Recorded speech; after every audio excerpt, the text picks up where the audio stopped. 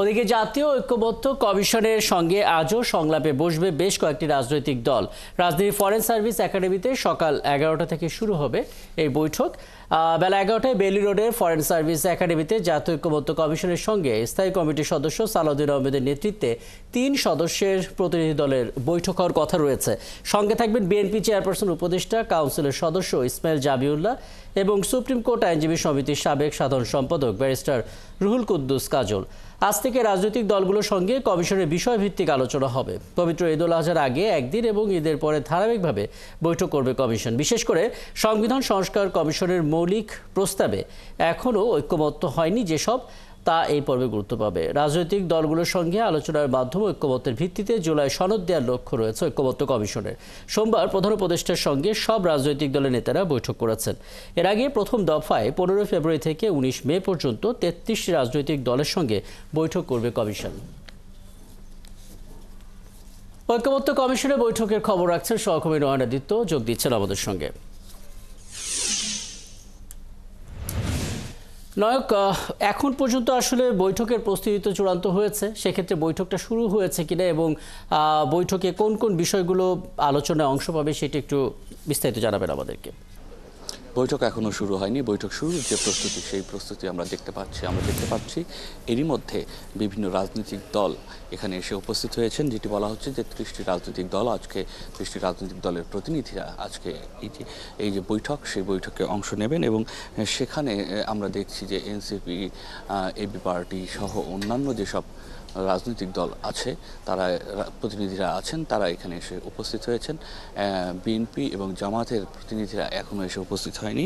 11:30টায় সময় দেওয়া আছে, হাতে এখনও প্রায় 20 মিনিটের বেশি সময় রয়েছে। সঙ্গত কারণেই হয়তো এর মধ্যে বিএনপি এবং জামাতের যারা প্রতিনিধি আছেন তারা এসে উপস্থিত হবেন। এবং আমরা দেখতে পাচ্ছি যে এখানে এই যে সংস্কার কমিশনের যারা সদস্য আছে, তারা রাজনৈতিক যারা নেতৃবৃন্দ এখানে এসেছেন তাদের সঙ্গে আলোচনা করছেন। এবং আপনি জানেন যে আজকে দুটি বিষয় নিয়ে আজকের এই বৈঠকে আলোচনা হবে। একটি হচ্ছে সংবিধান সংস্কার কমিশনের যে সুপারিশ রয়েছে তার 3টি বিষয়, এবং একই সাথে নির্বাচন ব্যবস্থা সংস্কার কমিশনের যে সুপারিশগুলো করা হয়েছে সেখানকার 3টি বিষয় নিয়ে আজকের এই আলোচনা হবে।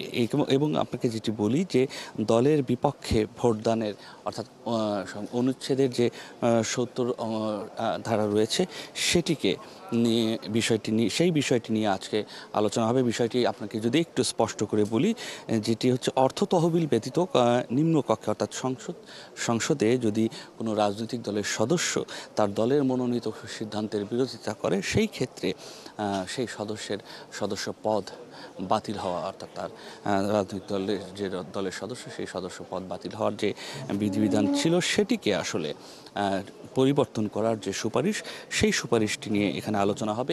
একই সঙ্গে আলোচনা হবে যে আপনি জানেন যে জাতীয় সংসদে বিভিন্ন কমিটি করা হয়, যে কমিটিগুলোর সভাপতিও সরকারি দলের যারা সদস্য থাকেন তাদের মধ্যে থেকেই হয়ে আসতো। তো এখানে সুপারিশ করা হয়েছে বিরোধী দলের যারা সদস্য থাকবেন, নেতাকর্মীরা থাকবেন, তাদের মধ্যে থেকে এই সব সংসদীয় যেসব কমিটি হবে সেই কমিটির প্রধান করার এক ধরনের এখানে প্রস্তাব করা হয়েছে। তাহলে তাদের এই সংস্কার কমিটি বলছে যে সেই ক্ষেত্রে যদি বিরোধী দলের সদস্যরা ওই সব সংসদীয় কমিটির প্রধান থাকে, সেই ক্ষেত্রে এক ধরনের ব্যালেন্স হবে এবং সিদ্ধান্ত গ্রহণের ক্ষেত্রে যে একচ্ছত্র আধিপত্য সেটি হয়তো বন্ধ হবে। একই সঙ্গে সংসদে মোট আসন সংখ্যা 400, যেটিকে 300 জন সদস্য একক আঞ্চলিক নির্বাচন এবং এলাকা থেকে সরাসরি নির্বাচন এবং 100 সদস্য নারীর সারা দেশ থেকে নির্ধারিত 100 আসনে নির্বাচন করবে।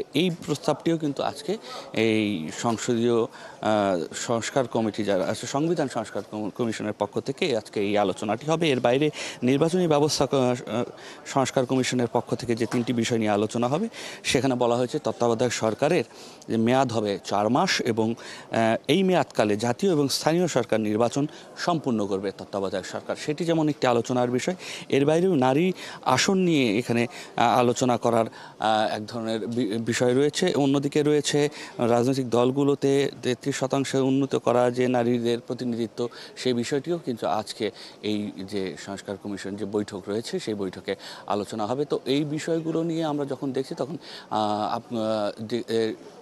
কমিশনের যারা সদস্য আছেন তারা যেমন উপস্থিত হয়েছে। হ্যাঁ, এবং আপনি যখন কথা বলছেন আমরা দেখতে পাচ্ছি আসলে এই বৈঠকের প্রস্তুতি চলছে এবং নিশ্চয়ই যখন আপনার সঙ্গে পরবর্তীতে কথা হবে তখন আসলে বৈঠকের আরও আপডেট হয়তো আপনার কাছ থেকে আমরা পেয়ে যাব।